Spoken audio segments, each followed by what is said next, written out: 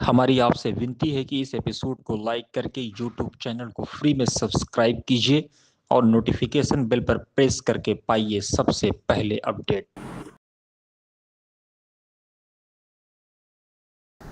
بہت بہت شکریہ نور اللہ بھائی۔ ہمارے اس بیچ شاہد علی ایڈوکیٹ صاحب یونائٹڈ مسلم فرنٹ کے پریزیڈنٹ جڑ چکے ہیں، جو بی ایس پی کے جنرل سیکریٹری بھی ہیں دلی میں۔ میں آپ کا استقبال کرتا ہوں، آپ اس پروگرام کی صدارت فرما رہے ہیں۔ آپ لیٹ سے آئے، اس کے لیے میں آپ سب لوگوں سے اپنی طرف سے ان کی طرف سے معذرت خواہ ہوں۔ ہمارے بیچ مولانا آزاد نیشنل اردو یونیورسٹی کے چانسلر بھارت رتن مولانا ابوالکلام آزاد کے پوتے، دیش کے پہلے شکشا منتری مولانا آزاد کے پوتے فیروز بخش صاحب تشریف لا چکے ہیں۔ میں آپ کا بھی استقبال کرتا ہوں۔ ہمارے بیچ بی ایم سی میں کارپوریٹر کے فرائض انجام دے رہے ہیں، ٹاپ ہل سے مہاراشٹرا سے تشریف لائے ہیں مفتی سفیان نیاز اے وانو صاحب۔ آپ نے مکہ مکرمہ سے حفظ کیا ہے۔ میں آپ کا آج کی اس محفل میں استقبال کرتے ہوئے آپ کو دعوت دیتا ہوں کہ آپ آئیں اور چند منٹ اپنی بات رکھیں۔ مفتی سفیان نیاز اے وانو صاحب، کارپوریٹر بی ایم سی، ممبر آل انڈیا کانگریس کمیٹی۔ السلام علیکم ورحمۃ اللہ وبرکاتہ۔ سب سے پہلے جو اس مجلس کے رخ رواں ہیں، اصل میں ممبئی سے آیا ہوں، مہاراشٹر سے آیا ہوں، تو ہو سکتا ہے میرے لیے ان حضرات کا تعارف نیا ہو جو یہاں پر اسٹیج پر بیٹھے ہوئے ہیں۔ کچھ لوگوں سے میں متعارف ہوں، کچھ لوگوں سے نہیں ہوں۔ احمد بھائی سے ہمارا پرانا تعلق ہے، احمد بھائی نے بڑی ضد کی کہ آپ آؤ، خیر اس کے لیے میرا آنا ہوا۔ تو اگر کسی کا نام رہ گیا ہو تو میں بلکہ لیا ہی نہیں کسی کا نام، تو اسی وجہ سے کہ میں کسی کا لیا اور کسی کا نہیں لیا۔ جتنے ہمارے عالی جناب اکابرین اسٹیج پر بیٹھے ہوئے ہیں، جو ہمارے سامنے موجود حاضرین مجلس، عنوان جو دیا گیا ہے بہت سینسٹیو عنوان ہے، بہت ہی حساس موضوع ہے۔ بلکہ مجھے ایک ہفتے پہلے اس کی دعوت ملی کہ اس مجلس میں آنا ہے، لیکن عنوان کیا تھا یہ مجھے دلی ایئرپورٹ پہ اترنے کے بعد پتہ چلا۔ اگر یہ عنوان مجھے ممبئی پہ بتا دیا گیا ہوتا کہ اس عنوان پہ بات ہوگی اور اس عنوان پر جڑنا ہو رہا ہے، تو شاید میں دلی آنے کی بھی ہمت نہیں کرتا، کیونکہ یہ اتنا حساس موضوع ہے اور اس موضوع پہ بات کرنے کے لیے چند منٹ ناکافی ہے۔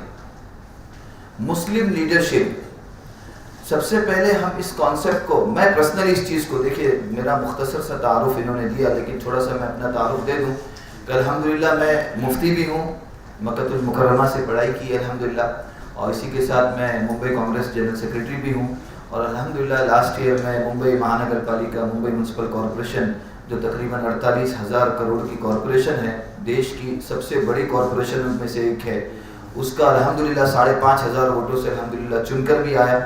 تو اللہ کا شکر ہے تمام چیزوں پہ، الحمدللہ مہاتما گاندھی یونیورسٹی سے MBA بھی کیا ہے، تو الحمدللہ دونوں چیزوں کو ہم لوگ لے کر چل رہے ہیں۔ تو یہ کانسیپٹ ایسا ہے جس پر بہت گھنٹے ہم بول سکتے ہیں، بولنا چاہیے۔ میں سب سے پہلے مبارکباد دیتا ہوں ان صاحب کو کہ جنہوں نے مجلس منعقد کی ہے۔ آپ نے حقیقی طور پر ایک بہت حساس موضوع چھیڑا ہے، اور یہ ایک صرف تقریب تک رہ نہیں جائے بلکہ آگے بھی اس پر مستقل باتیں ہوتی رہنی چاہیے۔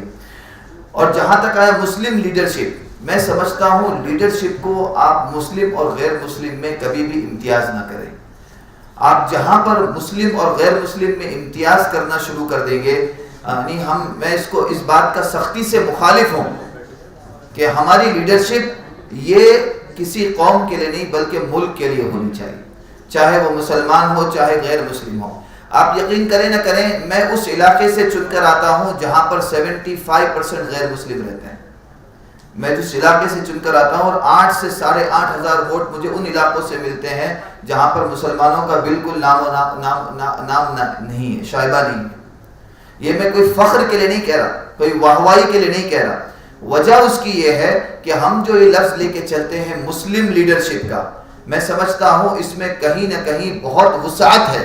اس کو مسلم لیڈرشپ سے ہٹ کر، ہاں دیکھیے ہمارے لیے فرسٹ پریفرنس آپ کہیں، یا اس کو ابتدائی طور پر اگر آپ اس کو ابتدائی رجحانات کے طور پہ کہیں کہ ہم کس کو تقابل میں برتری کس کو دے رہے ہیں، تو ایک الگ ہو سکتا ہے کہ جس قوم کی ہم نمائندگی کرتے ہیں پہلے ہم ان کی بات کریں گے، لیکن پلیٹ فارم پر جب بھی اس قسم کا موضوع چھیڑا جائے تو صرف مسلم لیڈرشپ کے عنوان سے چھیڑا جانا کہیں نہ کہیں میں سمجھتا ہوں یہ بہت بڑی حق تلفی اور ناتلفی ہو سکتی ہے۔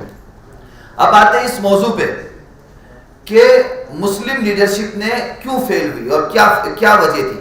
میرے نزدیک سب سے بڑی وجہ جو تھی وہ پارٹی لائن سے اوپر آ کر کام کرنے کی ہمت کا نہ ہونا. ہماری مسلم لیڈرشپ دیکھیے، بہت سارے لوگ ہیں جو ہو سکتا ہے ہم یہاں پر اوپن ڈسکشن کر رہے ہیں، اوپن ڈیبیٹ کر رہے ہیں، ہو سکتا ہے کچھ لوگ ہماری باتوں سے متفق ہو، کچھ لوگ ہماری باتوں سے متفق نہ بھی ہو سکتا ہے. اور یہی جمہوریت کا حسن ہے کہ رائے میں اختلافات کا ہونا اور ہمارے ذہنوں کا آپس میں ٹکرانا، یہ جمہوریت کا حسن ہے، اسی کو جمہوریت کہتے ہیں.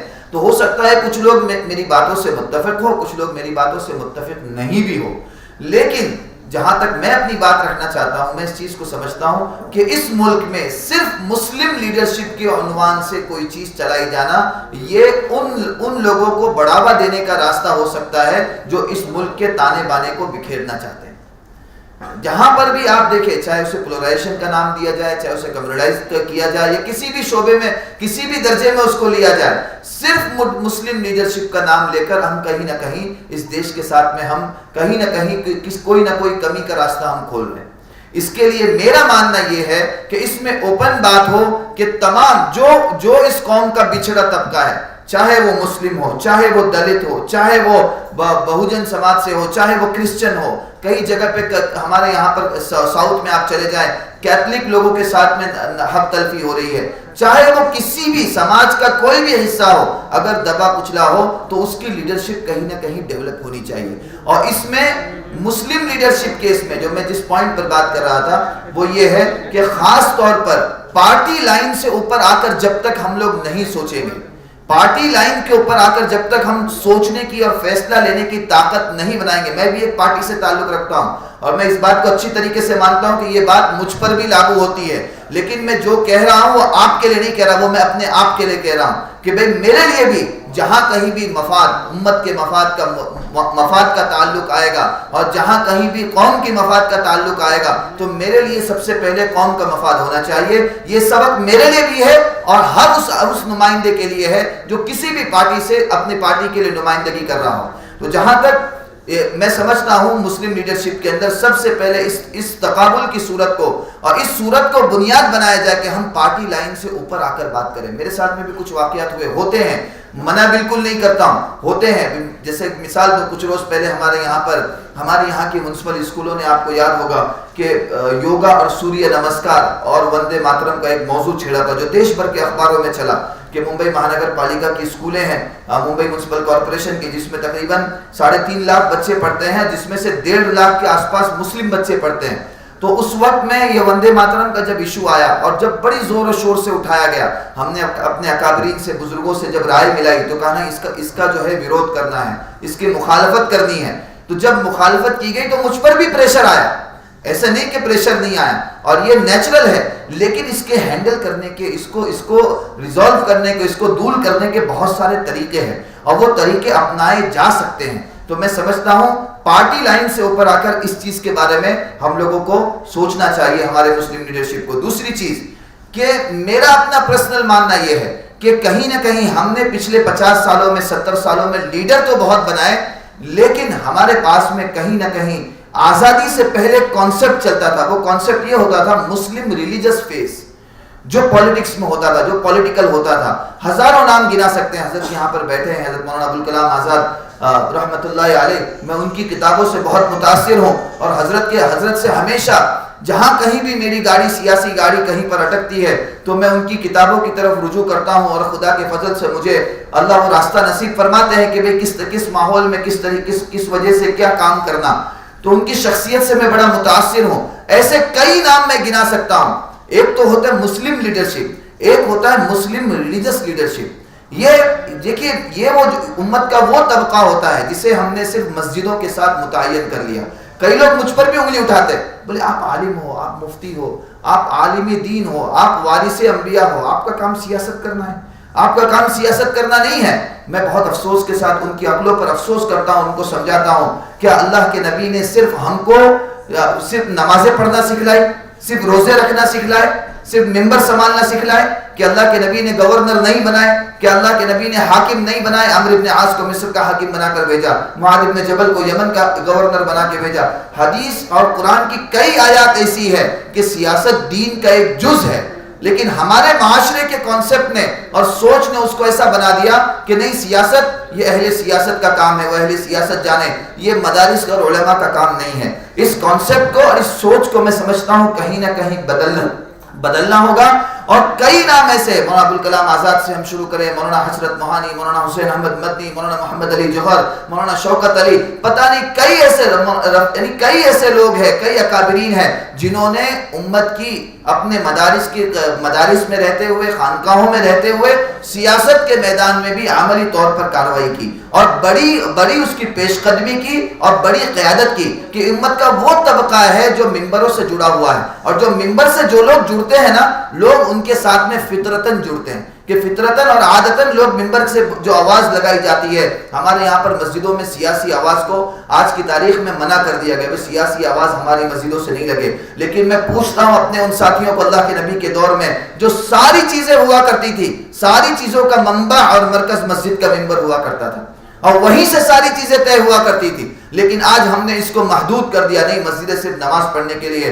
کچھ تو عقل پہ پردہ پڑنے والوں کا ایسا پڑ گیا کہ ہمارے بچوں کے جب امتحانات آتے نا, لوگ گھروں میں چھوٹے چھوٹے گھر ہیں, 10x10 کے گھروں میں رہتے ہیں, جھوپڑی جھوپڑی میں رہتے ہیں, تو ہم ان کے ٹرسٹیوں سے جا کے جب کہتے ہیں کہ بھئی آپ اپنی مسجد کے دروازے کھول دو, یہ قوم کے بچے ہیں, آئیں گے, بیٹھیں گے, تھوڑی دیر اپنی تعلیم حاصل کریں گے, امتحانات کا وقت ہے, کم از کم امتحانات کے دور میں کھول دو, تو تب بھی ان کو سمجھ میں نہیں آتی. بولے دین کی بات اور دنیا کی بات تو مسجد میں بیٹھ کے پڑھے گا, دنیا کی تعلیم مسجد میں بیٹھ کے پڑھے گا, مسجد تو نماز پڑھنے کی جگہ ہے. تو میں سمجھتا ہوں کہیں نہ کہیں اس کانسیپٹ کو بھی دور کرنے کی ضرورت ہے اور ہم کو مسلم ریلیجس فیس بھی کہیں نہ کہیں ایک کریٹ کرنے کی ضرورت ہے. بہت زیادہ ٹیلنٹ ہے آپ کا, یہ اتر کا نارتھ کا پٹے پہ تو اتنا زیادہ ٹیلنٹ ہے.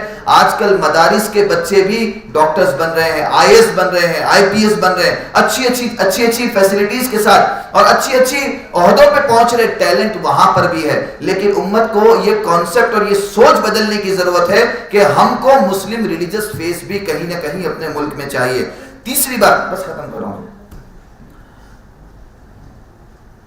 ہمارے میڈیا کے ساتھی یہاں پر بیٹھے ہوئے ہیں, ہمارے میڈیا کے ساتھیوں سے میں خاص طور پر گزارش کروں گا. میں ویسے تو کافی پوائنٹ لکھ کر آیا تھا, لیکن اشارے ہو رہے ہیں, کافی لوگ یہاں پر بولنے والے ہیں اور مجھے بھی بہت کچھ سیکھنا ہے, اس لیے میں چاہتا ہوں کہ بولنے سے زیادہ سننے پر آج اکتفا کیا جائے. اس کے لیے میں اپنی بات مختصر کرتا ہوں. ہمارے میڈیا والے بھائی, ان سے میں کہنا چاہتا ہوں, اس آج کے دور میں سب سے بڑی ذمہ داری آپ کی ہے. میڈیا کی جتنی بڑی ذمہ داری ہے, میڈیا ماحول بناتا بھی ہے اور ماحول بگاڑتا بھی ہے. اور آج جو ماحول ہے نفسا نفسی کا ماحول ہے, یعنی ایک وقت تھا کہ لوگ فخر سے کہتے تھے کہ بھی فلاں بھائی میرا دوست ہے, فلاں بھائی میرا دوست ہے, فلاں بھائی, یعنی ہمارے اندر دوستی میں کبھی تفرقہ نہیں دیکھا جاتا تھا. ہندو مسلمانوں کی دوستی ہوتی تھی, ہر مسلک ہر دھرم والوں کی دوستی ہوتی تھی. لیکن اب آج ایک ایسا ماحول بن گیا کہ یہ تیرا نہیں ہو سکتا اور یہ تیرا نہیں ہو سکتا. تو اس ماحول کو توڑنے کی اگر کسی کی سب سے بڑی ذمہ داری ہے تو وہ میڈیا کی ذمہ داری. میڈیا کو اپنی ذمہ داری آگے بڑھ کر, میں جانتا ہوں, میں آپ سے ہر میڈیا والے سے نہیں کہتا, آج ملک کو ایک خاص رنگ میں کہیں نہ کہیں رنگا جا رہا ہے, اس سے بالکل انکار نہیں ہے. ندیم جاوید جی کی آمد ہوئی ہے, ان کے استقبال کرتے ہیں.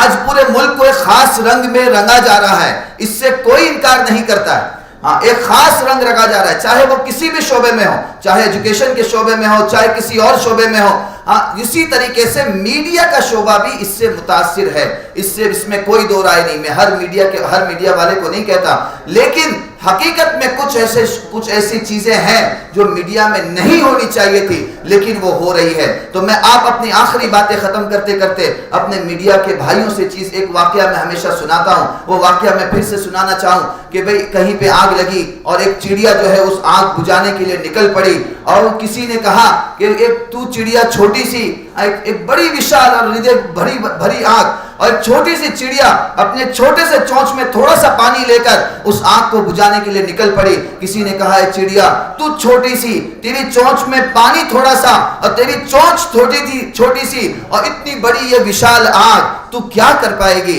اس چڑیا نے جواب دیا کہ ہاں میں چھوٹی سی، میری چونچ چھوٹی سی، اس چونچ میں پانی تھوڑا سا، لیکن جبھی بھی اتہاس لکھا جائے گا، جبھی بھی تاریخ لکھی جائے گی، میرا نام آگ بجھانے والوں میں ہوگا اور تیرا نام تماشا دیکھنے والوں میں ہوگا۔ تو میں آپ میڈیا کے پرتینیدھیوں سے کہنا چاہتا ہوں، میڈیا کے ساتھیوں سے کہنا چاہتا ہوں کہ تماشا دیکھنے کو اب ختم کرنا ہے۔